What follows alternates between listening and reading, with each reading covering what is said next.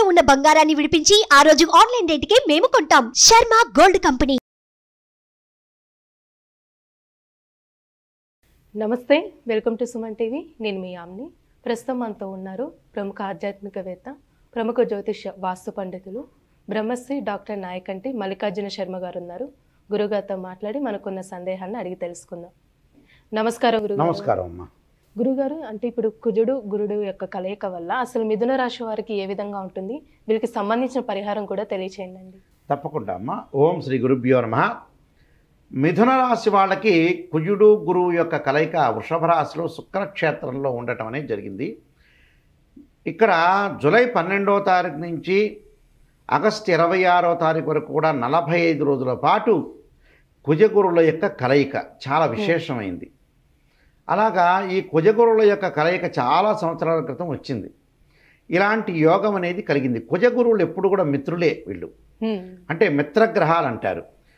సాధారణంగా గురువు ధనకారకుడు, సంతానకారకుడు, భాగ్యకారకుడు, కుటుంబకారకుడు, అలానే సంతానం సంపత్ప్రదం అన్నారు. సంతానకారకుడు కూడా భాగ్య లాభాధిపతులు, ధనాన్ని ఇచ్చేవాడు వాడే, సంతానాన్ని నిలబెట్టేవాడు ఆగ్రహమే. మనకి ధనం వచ్చిందనుకోండి, ఆ ధనాన్ని అనుభవించేవాడు ఎవరు? పిల్లలే. అంటే ఆ పిల్లల్ని ఇచ్చేవాడు కూడా గురువే. అందువల్ల యోగాన్ని, అవార్డులని, చదువును ఇచ్చేవారు గురువు. ఆ గురువు యొక్క అనుగ్రహం అనేది చాలా మెండుగా ఉండాలి. గురువు ప్రతి రాశి నుంచి 2, 5, 7, 9, 11 స్థానాల్లో సుఫలితాన్ని ఇస్తాడు గోచారీత్యా. కుజుడు భూకారకుడు, కోర్టు సమస్యలు, పోలీస్ స్టేషన్లు, అలానే కెమికల్ కంపెనీలు, రియల్ ఎస్టేటు, గృహ నిర్మాణము, రైతులు, భూమికి సంబంధించిన వ్యవహారాలు కానీ, అలానే కోర్టు సమస్యలు కానీ, వివాదాలు కానీ, ఆర్గ్యుమెంట్స్ కానీ, అలానే తగాదాలు, ఇవన్నిటికీ కూడా ప్రమాదాలు, ఇలాంటి అన్నిటికి కూడా మంచి చేయాలన్నా చెడు చేయాలన్నా కుజుడు కారణభూతుడు అవుతాడు.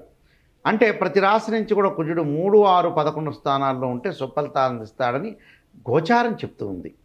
మరి ఈ 45 రోజుల పాటు మిథున రాశి వాళ్ళకి ఏ విధంగా ఉండబోతుంది అంటే, వ్యయస్థానంలో ఇక్కడ గురువు ఉన్నాడు, వ్యయస్థానంలో కుజుడు యొక్క కలయిక ఉంది. అంటే 2 గ్రహాలు మిత్రగ్రహాలు కలిసి ఉంటే ఏం జరుగుతుంది అంటే, ముఖ్యంగా ఆర్థిక ప్రయోజనాలు బాగా కలిగే అవకాశాలు, దాంతోపాటు పెండ్లి పనులు పూర్తయ్యే అవకాశాలు, ఏదైతే వివాహ సంబంధించిన కార్యక్రమాలు సరైన సమయంలో సరైన నిర్ణయంతో అమలు జరిగే అవకాశాలు ఎక్కువ ఉంటాయి. అంటే లోటుపాట్లు లేకుండా జరిగే అవకాశాలు ఎక్కువగా ఉంటాయి. అలానే వ్యాపారం పెంచుకునే ప్రణాళికలు నెరవేరే అవకాశాలు ఉంటాయి. అంటే ఒక ఎస్టిమేషన్ వేస్తారు. అంటే నేను ప్రణాళికాబద్ధంగా పనిచేయాలి, వ్యాపారాన్ని నేను అమలు చేయాలంటే కొంత నేను ఎస్టిమేషన్తో ముందుకు వెళ్ళాలి, ఒక ప్లాన్తో వెళ్ళాలి. అలాంటి అమలు చేసే అవకాశాలు ఎక్కువ ఉంటాయి. అలానే సోదరుల యొక్క మద్దతు, అంటే ఏదైతే అన్నదమ్ములు కానీ అక్క చెల్లెళ్ళు కానీ వాళ్ళ యొక్క మద్దతు, కుటుంబంలో శుభ కార్యక్రమాలు జరిగే అవకాశాలు, దుస్తులు కొనుగోలు చేసే అవకాశాలు, బట్టలు కొనుగోలు చేసే అవకాశాలు, అలానే వస్తు కొనుగోలు కూడా ఉంటుంది. ఉద్యోగంలో కొన్ని మార్పులు, అలానే మరొక ప్రదేశానికి వెళ్ళే అవకాశాలు ఎక్కువగా ఉంటాయి. దాంతోపాటు వాహన సౌఖ్యం, అంటే లగ్జరీ వాహనాల్లో తిరగటం కానీ, లగ్జరీ వాహనాలు కొనుగోలు చేయటం కానీ జరిగే అవకాశాలు ఎక్కువ ఉంటాయి. ఆత్మవిశ్వాసం బాగా పెరుగుతుంటుంది, అంటే నేను చెయ్యాలి ఒక కాంక్ష పెరుగుతూ ఉంటుంది. అలానే ప్రత్యర్థులు కూడా మిమ్మల్ని కొంత ఇబ్బంది పెట్టే అవకాశాలు ఎక్కువగా ఉంటాయి. ఈ రాశి వాళ్ళకి ఏదో రకమైన శత్రువులు, ప్రత్యర్థులు ఉండే అవకాశాలు ఎక్కువగా ఉంటాయి. దాంతోపాటు ఆర్థిక లాభాలు పొందుతారు వ్యాపారం చేసేవాళ్ళు. నూతన వ్యాపారాలు పెట్టకూడదు, కానీ ఉన్న వ్యాపారాన్ని ప్రారంభం చేసుకోవచ్చు. వ్యాపారం వల్ల లావాదేవీలు జరిగే అవకాశాలు ఉంటాయి. ఆరోగ్యం పట్ల శ్రద్ధ, దాంతోపాటు నివాసంలో మార్పులు, అంటే నివాసాలు మార్పులు జరిగే అవకాశాలు ఉంటాయి. ఉద్యోగపరంగా బాగుంటుంది, కానీ తోటి వ్యక్తులతోటి కానీ బయట వాళ్ళ విషయాల్లో కానీ కొంత కలగజేసుకోకుండా ఉండటం చాలా మంచిది. శారీరకంగా బాగా శ్రమ పడతారు, కష్టపడుతుంటారు వాళ్ళు.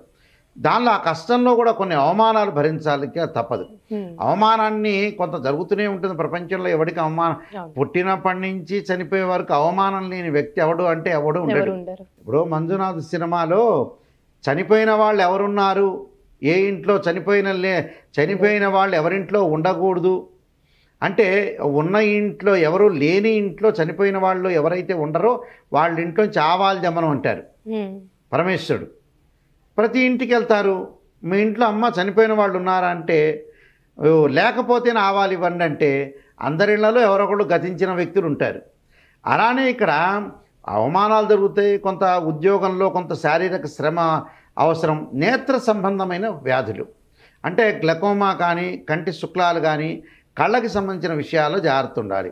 అలాగే శిరోభారం అంటే శిరోవేదన అంటే చెవి, ముక్కు, గొంతు, తలనొప్పులు ఇలాంటి విషయాల్లో కొద్దిగా జాగ్రత్త ఉండాలి. బంధువులు ఆరోగ్య సమస్యలు వచ్చే అవకాశం ఉంటాయి. బంధు విరోధం, బంధువులతోటి మితంగా మాట్లాడండి.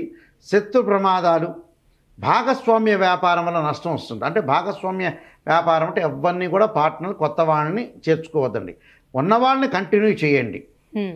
అలానే వ్యయ ప్రయాసలు, కొన్ని కార్యక్రమాలు కొంత హాని జరిగే అవకాశాలు ఎక్కువ ఉంటాయి.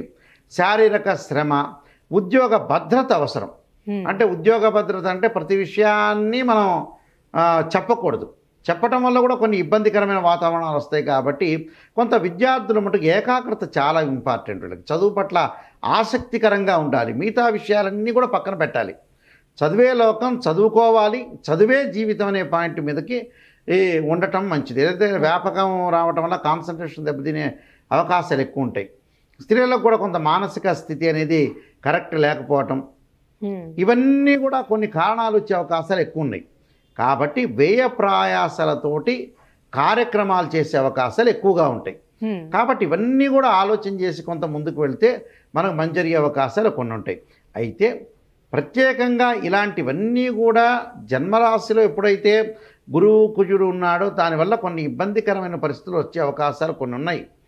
ఎందుకంటే నెగిటివ్, పాజిటివ్నే కాదు నెగిటివ్ని కూడా మనం తీసుకోవాలి. ఇప్పుడు నెగిటివ్ అంటే ఏంటంటే, నెగిటివ్ అంటే ఏమిటి అని అంటే నేత్ర సంబంధమైన రోగాలు, ఆరోగ్యపరంగా శిరోవేదన, అలానే శత్రువుల యందు కొంత శ్రద్ధ పెట్టాలి. శత్రువులు మంచివాళ్ళు ఎవరు, చెడ్డవాళ్ళు ఎవరు, అలాంటి విషయం. భాగస్వామ్య వ్యాపారం అనేది పనికిరాదు. ఉన్న భాగస్వామ్యాన్ని కొనసాగించాలి. నూతనంగా వ్యాపారం చేసే వ్యక్తులు మటుకు భాగస్వామ్యం పనికిరాదు, పార్ట్నర్షిప్ తీసుకోకూడదు, నూతనంగా వ్యాపారాలు ప్రారంభం చేయకూడదు. దానికి కొన్ని పరిహారాలు చేసుకొని ముందుకెళ్ళి విద్యార్థుల ఏకాగ్రత అవసరం. అంటే ఎలాంటి పరిహారం చేసుకుంటే మంచిదండి?